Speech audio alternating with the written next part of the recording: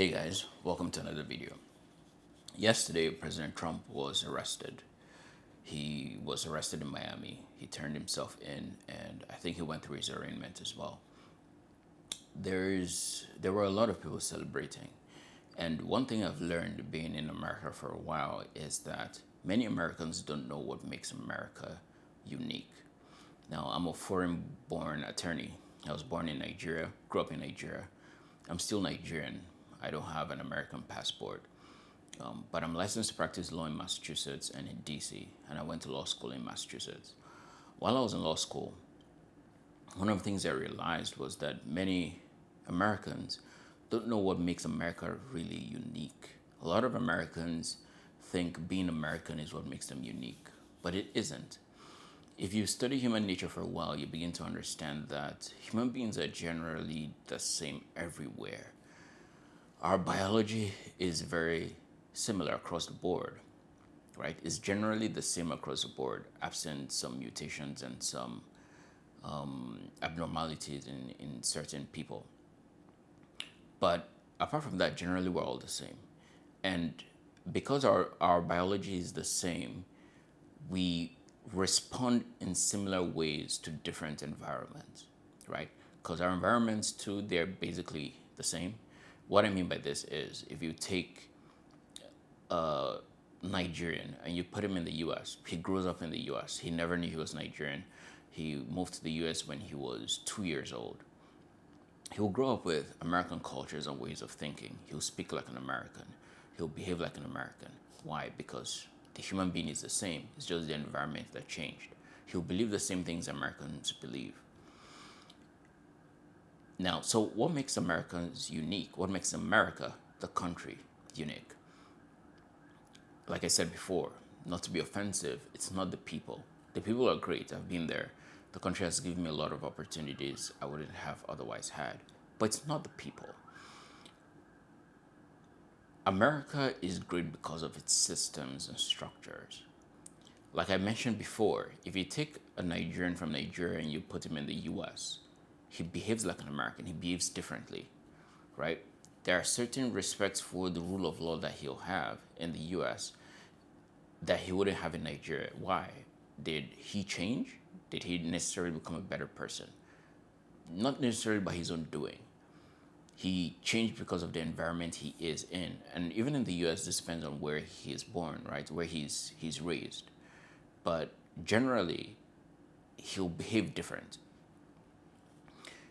And if you begin to look at it that way, that the unique thing about America is the system and structures, then what happened yesterday with President Trump worries you. And like I said before, this is something that many Americans don't know.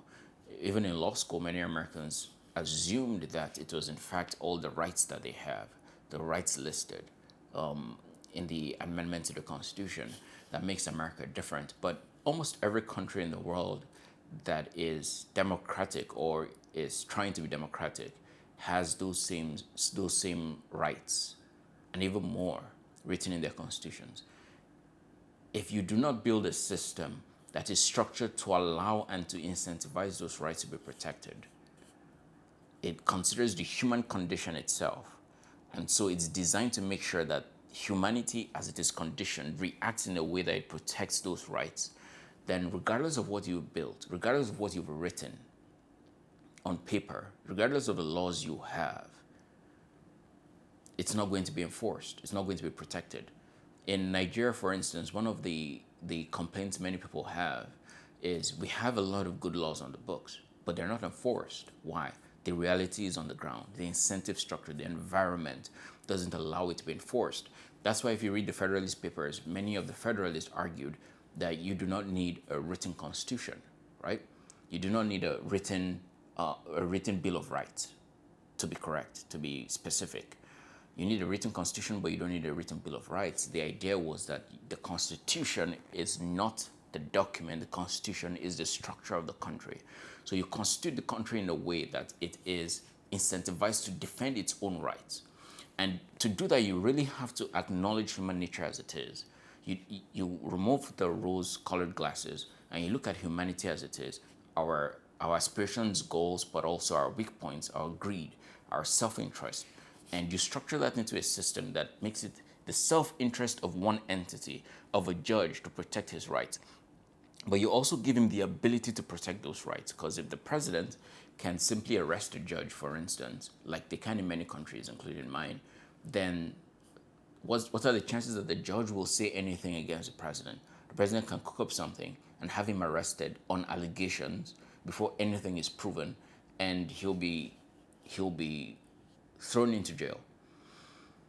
But if you structure it in a way that the president cannot do that, he has to prove something first, either to the Senate to get the judge impeached first, and then after he's impeached, you can take him through the regular system. You can have him arrested after he has been impeached, meaning you have proven either to the Senate or somebody else that this judge did something wrong. They need to prove something to a third party that has an interest or doesn't share the same interest as the president does, or has an interest in protecting its own legitimacy, allows the judge himself to act in a way that protects your rights. You see the difference? The difference is that in many other countries, those systems and structures do not exist. A judge can be arrested, their pay can be cut. So they do what will protect them and their families, human nature. What has happened with President Trump's arrest? Many people are arguing that nobody's above the law. That's true. But even prosecutors, when they make those decisions of who to prosecute, are not just considering the law. Nobody's above the law. But there are practical considerations that prosecutors make. Cost. Is this worth going after? Is the overall good going to be more than the bad that's going to result from prosecuting this person? And if the answer is yes, then you go after them. If the answer is no, you let it go. So it's not just a question of law. It's a question of the realities on the ground, considering that law. And considering realities on the ground, going after your political opponent is something that should not be happening in America. Chants of lock her up in the past were chants, right? But if President Trump had actually gone after Hillary Clinton, there would have been a problem. There would have been a problem. The problem now is that what Biden's DOJ has done has greenlit the idea for a future Republican president to do the same. Trump, in his statement yesterday, already stated he'll make sure Biden and his family are investigated. America is becoming a banana republic. America used to be the beacon of hope, the shining example of what democracy is supposed to be, but it's becoming a banana republic when a president can arrest his political opponent and try to put him in jail over something as insignificant. If the president had killed somebody, that's fair. But over something as insignificant as he mishandled classified documents. Now, like other commentators have gone into details about this. Many have called it gross, many have called it obscene, and maybe it is. It may be. But is it worth turning the whole culture of your democracy on its head? Turning it on its head. Now, what are the practical solutions? Now, like I mentioned before, it's the environment you create also creates a structure. So there's a popular statement that says that culture is downhill. Politics is downhill of culture. But it's not that simple. They interact with each other.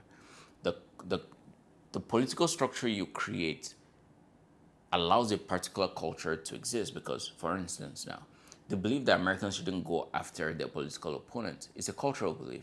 It's not written anywhere in paper. It's not a law. It's a cultural belief. It's a political culture. But why does that political culture exist? Because other legal, hard-written, hard-coded laws make it illegal for you to do certain things. For instance, the president can put a judge into the Supreme Court, but he cannot simply remove the judge from the Supreme Court, right? The judge, by the Constitution, the judge is there for life and can only be removed for basically high crimes and misdemeanors. And that has to be proven. So that itself is what has caused the restrictions. And as humans, what we do often is what then becomes a culture and spills into other things that we do. That's why if you set a good habit in one place, in one part of your life, you see it replicate in other parts of your life. So that restriction itself is what created many other things. The restriction that the Supreme Court put on the restriction that the Supreme Court put on the First Amendment in terms of New York Times versus Sullivan, I think was the case, talking about what the media can publish and what you need to prove if you go after a media house, a publishing house. That created a culture in of itself that then allowed many media organizations to go off the rails. Right now, are many of the things they do defensible by the same constitutional decision? No, probably not. But there's now a culture in the US that people feel they can generally publish whatever they want given certain conditions. And because they know that to prove, you have to prove actual malice at that height. And to prove that is very difficult. But a lot of that decision was overbroad, in my opinion. But that's a decision for another case. The point I'm trying to make is that these legal structures that we have set the culture of the day. You restrict, when you make a decision stating that the separation of church and state, for instance, which is not a constitutional separation, this is a decision by the Supreme Court. The separation of church and state is, by the way, a statement made by Thomas Jefferson, not the Constitutional Congress, right? Jefferson wasn't there when the Constitution was signed. He was away in France. And that was his own opinion of what should happen, not necessarily what was discussed amongst the people writing the Constitution. But that then became a culture. So now anywhere that any kind of religion is in a public place, specifically Christianity, because it was the bigger, more dominant and more powerful religion in the US. But anytime there's a religion emblem, it offends people. Why? And people think that this should apply across the country.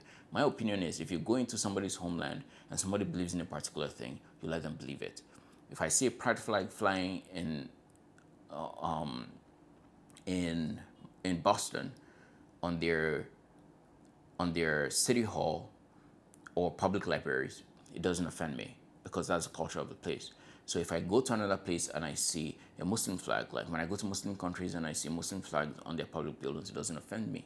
It's a Muslim country. That's the culture of the people. And the fact that a small minority do not agree with the culture, as long as you don't coerce them to practice that culture, it's fair game. That's a discussion for another day.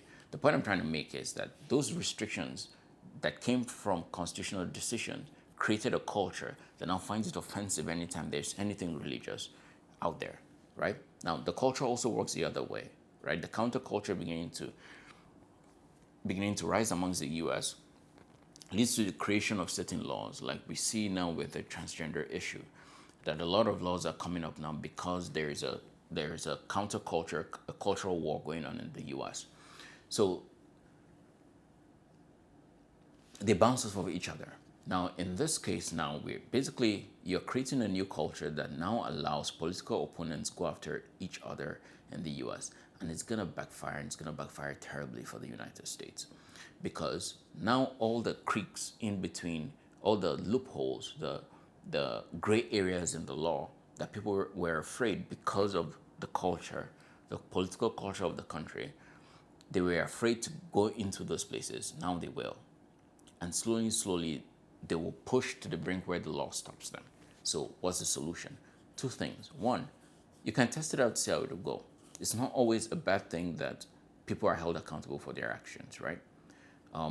And maybe to make politicians more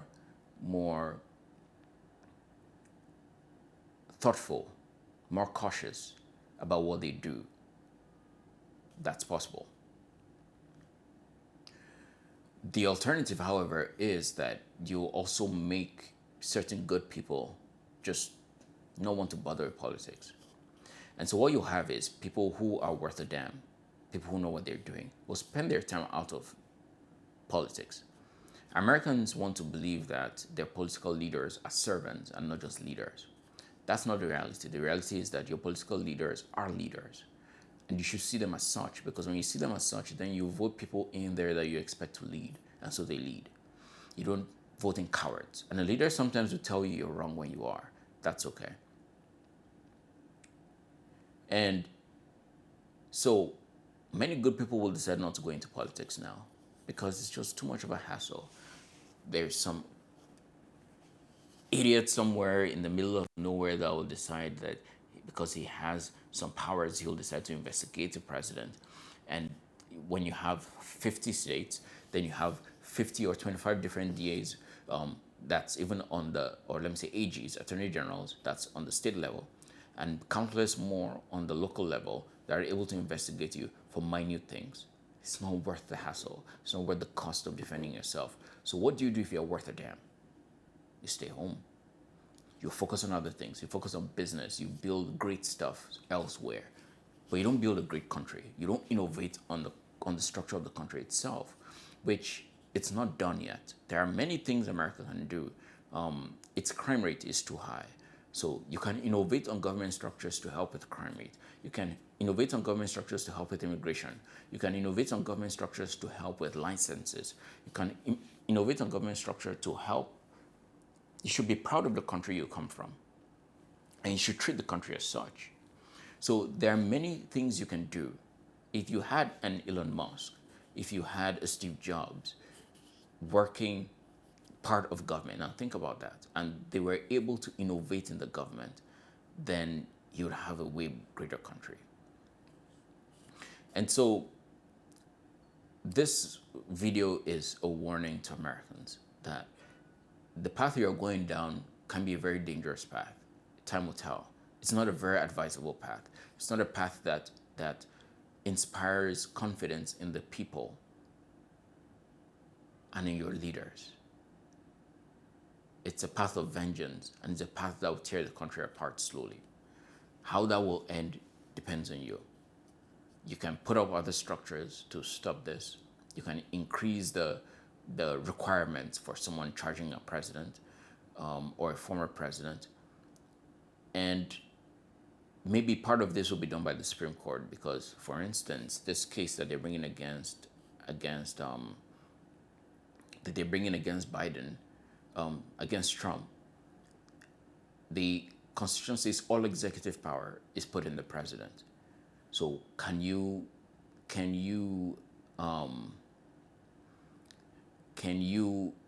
prosecute the president for carrying property that he had the power to carry when he carried it, right? If he published it after he was no longer president, it's a separate thing. But he carried it, he put it in his personal possession when he was still president. If that's the case, then can you prosecute him in that way? That will be for the Supreme Court to answer. And since you have a pretty independent Supreme Court, they may be able to put a stop to some of this. But as a people, understand that your system is fragile. And what makes it great is the structures that you've put around it. Don't erode it and don't destroy it. Don't kill the golden goose for the golden eggs. Preserve what has been handed to you, because this is something that many people from other countries do not have. This is something that if they had, they wouldn't be flooding to your country to get. You that have it, protect what your forefathers gave you. Build it, innovate on it, fix the problems that they created, but don't discard it for personal, petty vendetta and for self-interest. See you guys in the next one.